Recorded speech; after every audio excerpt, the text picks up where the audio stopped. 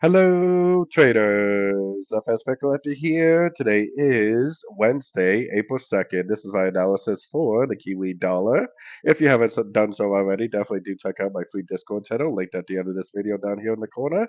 And don't forget to take a look at my website, fxpipcollector.com.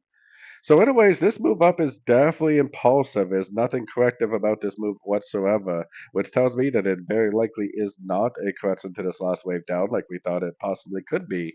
If we go up to the 4 hour time frame, because that to me seems like where the clarity is, we see what I think is actually pretty clearly three waves down, three waves up, and then three waves down with a very impulsive movement up. So more than likely, this is like an expanding WXY, a 333 pattern. And the fact that it's impulsive tells me that it really is probably the end of a correction, and it really is probably going to be making higher highs, higher lows on like the 4 hour and daily time frame, likely continuing the uptrend likely.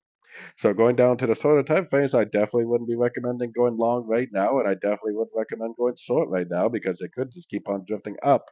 But I definitely would recommend looking for longs at the end of pullbacks. So if you do see a pullback, whether it happens now or not, I have no idea. But if you do see a pullback, especially a three-way pullback, that's exactly what I would be looking for potentially the continuation of this higher time frame uptrend, because this right here is likely the end of a correction on the higher time frames.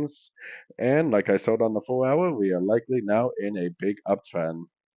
So anyways, don't forget to like and subscribe. And as always, thank you for watching and happy trading.